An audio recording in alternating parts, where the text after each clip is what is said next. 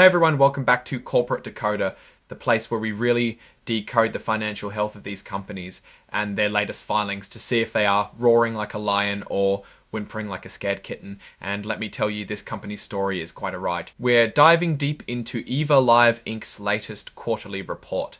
Now, typically these reports are dry, but Eva Live's has some very interesting nuggets about their financial health and where they're steering this ship. If you love getting these unvarnished insights into companies, make sure you're subscribed to the channel and join our Discord community linked in the description below. Let's start by looking at their balance sheet as of the end of June 2025 compared to the end of 2024. This is like taking a snapshot of what the company owns and what it owes. First up, cash. They had about $76,000 at the end of 2024, and by June 2025, that had jumped to a little over $261,000. That's a nice increase, showing they've managed to bring in more cash. Now, accounts receivable, that's money customers owe them. This number has grown significantly, from $4 million to over $8.7 million. It's good they're making sales, but it also means they're extending more credit. A big chunk of this, over $1.3 million, is what they don't expect to collect. That's a pretty sizable allowance, and it's worth keeping an eye on how they manage these receivables. Overall, their total assets have grown from about $14 million to over $91 million. That's more than double, which sounds good, but let's see what's on the other side of the balance sheet. On the liability side, accounts payable and accrued liabilities have gone up from about $2.1 million to $233 million. This is money they owe to their suppliers and for other short-term expenses. Their notes payable also increased from $400,000 to about $580,000. It looks like they've taken on more debt, which is often how companies fund growth, but it also means more interest payments. And here's a really crucial number: total stockholders' equity. At the end of 2024, they had a deficit of about $1.5 million, but by June 2025, this deficit has shrunk to a surplus of nearly $6.2 million. That's a huge swing. This is largely due to a massive increase in accumulated deficit turning into a positive equity, suggesting a strong improvement in their overall financial position from a net worth perspective, even if a chunk of it comes from accumulated deficit moving towards zero. Now let's look at how they're actually performing their statement of operations. This shows their revenues and expenses over a period. Their sales figures are really interesting. For the 3 months ending June 30, 2025, they reported sales of over $4.1 million, a significant jump from $2.1 million in the same period last year. And for the 6 months, sales went from $4.4 million in the same period last year. And for the 6 months, sales went from $4.4 million to $7.8 million.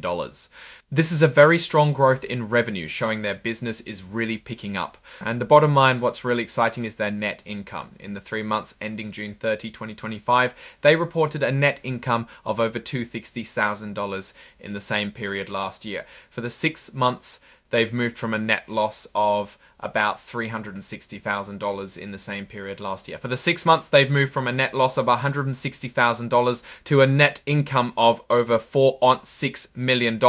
This shows a dramatic improvement in profitability.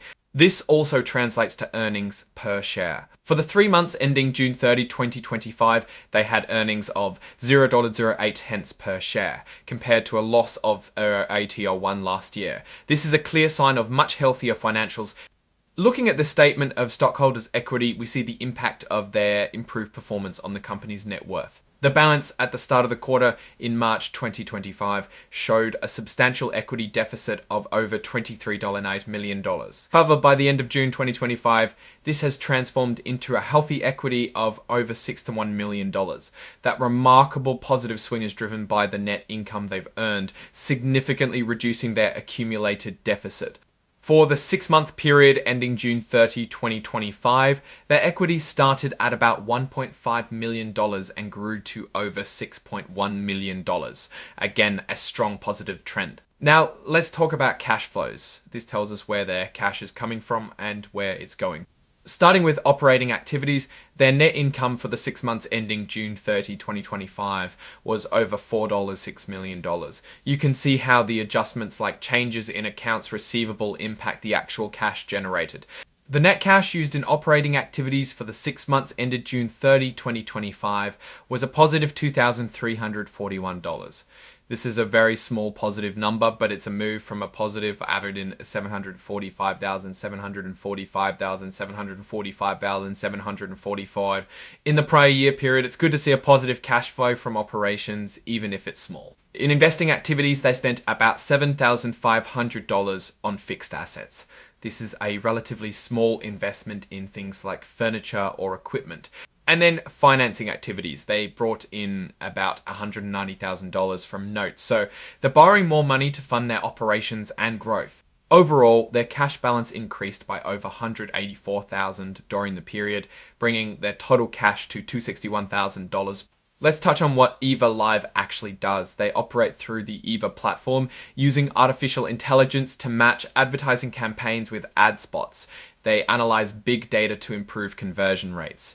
Essentially, they help companies get their ads in front of the right people more efficiently. Their customers are mainly advertising agencies and businesses looking to market their products. They've seen growth in their customer base with 11 customers as of June 2025 compared to 6 at the end of 2024. However, it's important to note that their top 3 customers represent a significant portion of their receivables, about 88%. This means their financial health is quite dependent on a few key clients. Back in July 2022, they acquired AdFlare, a company in the header bidding space. Header bidding is a technology that lets web publishers offer their ad inventory to multiple ad exchanges at once, aiming to get higher prices for those ads. This acquisition is part of their strategy to grow their digital marketing services. Under their accounting policies, they follow US generally accepted accounting principles. They use estimates and assumptions, which is standard, but it means their actual results could differ from what's reported. They have a policy for accounts receivable where they assess the collectability of customer accounts and set aside an allowance for doubtful accounts, which we saw was nearly $1.4 million.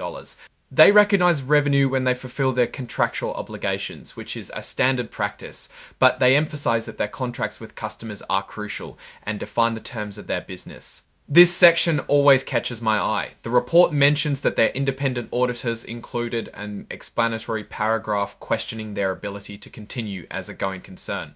That's investor speak for they might not be able to keep their doors open. They've had recurring losses and negative cash flow from operations. While they've seen a significant improvement in net income and a reduction in their accumulated deficit by June 2025, the overall picture historically has been tough. They acknowledge they'll need additional capital, potentially through investors or public markets, to achieve their growth plan. They invest in developing their Eva platform. According to their accounting, the software is fully amortized as of the end of 2023, meaning there's no estimated amortization expense from 2024 onward for that specific software. Here we see their tangible assets. They had about $6,500 in furniture at the end of 2024 and added another $7,500 by mid-2000. These are small numbers, indicating a lean operation with minimal physical assets. Under commitments, they mentioned their office lease is on a month-to-month basis for $229 a month, which is quite minimal. They also have an employment agreement with their CEO, David Boulette, with a base salary that increased significantly to $552,000 annually, plus bonuses and stock options. This shows a commitment to their leadership. They have related party transactions, particularly concerning unpaid salaries of officers. Payroll liabilities attributed to officers and related parties were over $243.3 and related parties were over $2.3 million in June 2025, which is a substantial amount. Hottest Media LLC is also mentioned as a significant agent for buying media traffic. In February 2025, they enacted a 4-to-1 reverse stock split. This is often done to increase the share price to meet listing requirements for major stock exchanges, aiming to attract more investors.